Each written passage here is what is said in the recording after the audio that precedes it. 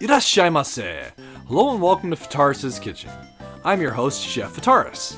It's time once again for Shoot 'em Up Saturday, and on the menu this Saturday, we have Image Fight, the 1988 Irem arcade classic. What kind of taste will it have? Let's get cooking and find out. Released to arcades in 1988, Image Fight is basically Irem's follow-up to R-Type, which came out the previous year, though there are quite a few differences between the two, where for one thing, this is a vertical scroller where R-Type is a horizontal scroller. Image Fight would also see ports to the NES, the PC Engine, the Sharp X68000, and then later the Wii Virtual Console and the Wii U Virtual Console, and now an Arcade Archive release on the Switch and the PlayStation 4. So before we dive into the gameplay itself, it's been a little while since I've talked about the Arcade Archive titles themselves. So here's the main screen for the Arcade Archive system. So basically, it's developed by Hamster, and they're emulators for the original arcade titles. We usually have a high score mode, which is score the best you can in the one continue, and then caravan mode, which is score the highest score you can in 5 minutes. And then there's the game itself, of course. So we'll dive back into the game and get back to the main menu.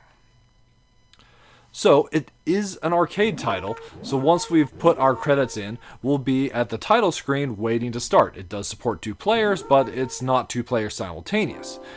Before we dive into the game itself, let's look real quick at the option menu. So you have the ability to create interrupts. So if you want to stop and even close the game down, but you want to continue at a certain point, you can do that.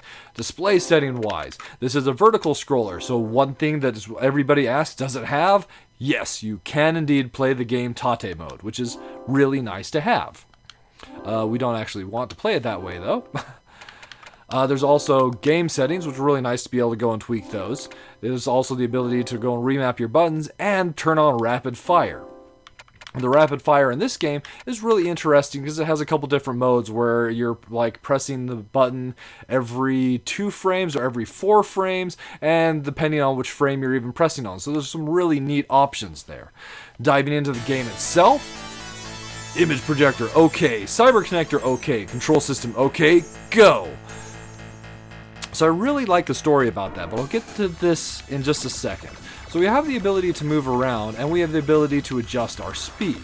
So the speed kind of acts as a throttle. We start at 1, we can go up to 4, and if we want to go back down to 1, we have to lower our throttle. We just can't drop it right back to 1, which is nice. A lot of games will loop around the speed, but this one has you go up and then go back down.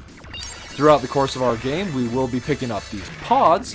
So there are 2 different types of pods, and they cycle back and forth until you pick it up. There's the red pod, which will fire in the opposite direction as you last moved, and the blue pod, which will always fire forward. So one's good for a lot of forward firing firepower, and the other for basically controlling the space around you. The game does employ a checkpoint system. If we die, well, that's it. We do also have the ability to use...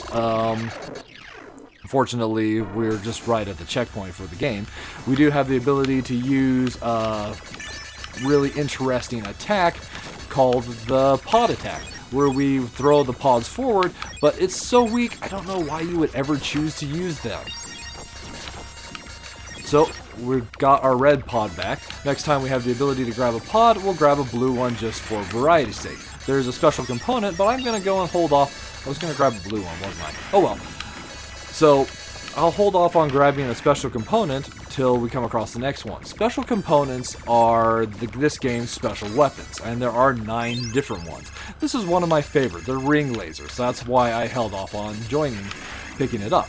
And now we're to the final boss of this stage, or rather the first boss. But this one takes a second for him to go and show up, and he's got these awesome ring lasers. Hey, we've got ring lasers too! But the story about this game, so aliens came, destroyed the moon, took over the computer on the moon, and are now attacking Earth with our own technology. In order to go and counterattack, the Earth forces are using this experimental fighter, the OD-1 Daedalus. But, not Daedalus, Daedalus. But there are no pilots really trained to use the dataless. So what are we doing? We're not actually fighting in a combat situation right now. We're actually in a combat simulator. And the first 5 stages of the game are in that simulation. Potentially 6. You saw that at the end of the stage, we got a grade for how well we did on level 1. So you have to, and that's for number of enemies destroyed. You have to get over 90% or you will get an extra stage once you complete those 5 stages, should you have an enemy destruction ratio of less than 90%. It's not too hard to achieve, but it's kind of an interesting category. So if you do fail like that 90% check, you don't, it's not game over, you just have a supplementary stage. And then there's real combat stages after that, which get really brutally, ridiculously, stupidly hard. And that kind of explains this game. Man, there's some things I really like about what's going on here. More than anything, the story. I love the sprite work. But there's so much about it that's just frustrating. One thing that is frustrating is what we're seeing here. Enemies coming from the rear. It's definitely a problem that is just way too common in this game. Oh, and once you have 3 pods, if you pick up any other color pod, it will change all 3 of your pods to that color. So if you happen to have red pods and you want to keep your red pods, you better be careful not to pick up any blue pods or they'll all become blue. Big problem there. And there we have it. That's basically Image Fight served up for your enjoyment. So minus flavors. The checkpoint system. So there are usually 2 checkpoints in the stages, and some of them just feel like they're really bad placement where you're just not going to be able to go and get powerful enough to fight what's up ahead. That's not as big of a problem in the real combat stages, but in the combat simulation stages, I kind of feel that it is. Then we also have the problem with all these enemies that sneak up from you from behind. So if we have the red pods, we do have the ability to, seeking laser. This one's awesome. So it'll fire forward and then seek at enemies. That's definitely one of the best special components that we can get. That guy sucks. Anyway, too many enemies will sneak up behind you throughout the course of gameplay, and depending on the kind of pod you have, you might not have any way to deal with enemies that have come up behind you. And that's a really big problem. In the first real combat stage, you start with nothing equipped on your ship, because everything you've been doing up to that point has been in a simulation. But the very first enemy that appears is a capital ship, kind of like the ones we saw in the last stage, and it's coming from behind. Even at the point where you can't attack behind you, which is just ridiculous. You have to rush the first pod that you can possibly get just so you have the ability to attack, or you're basically dead. And that's frustrating. And in addition to that, the game itself actually really is quite difficult.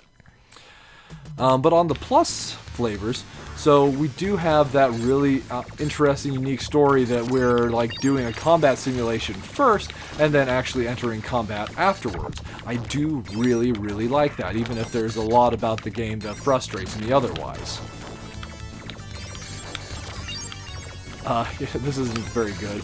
So just getting blue pods is just the first, so I have to kind of use the pods to attack the sides. I don't like doing that. Well, we kind of made it work. But as far as the plus flavors are concerned, like I said, I do really love the story, and then the artwork. I love the ship design, both ours as well as the enemy ship design, and so it's just got that really nice Irem touch to it. So there we have it. As I said, served up for your enjoyment. Would I recommend this one? If you're a fan of harder arcade shoot-em-ups, then yeah, I'd totally say give this one a try. It's definitely... enemies coming from behind. Hate it. It's definitely one that's worth your time trying to master. It'll be like memorizing a puzzle, going and knowing when to dodge one way, because there are enemies coming from behind, or knowing where the best pickups happen to go and be. And also, if you're a fan of Irem titles, I can recommend this one.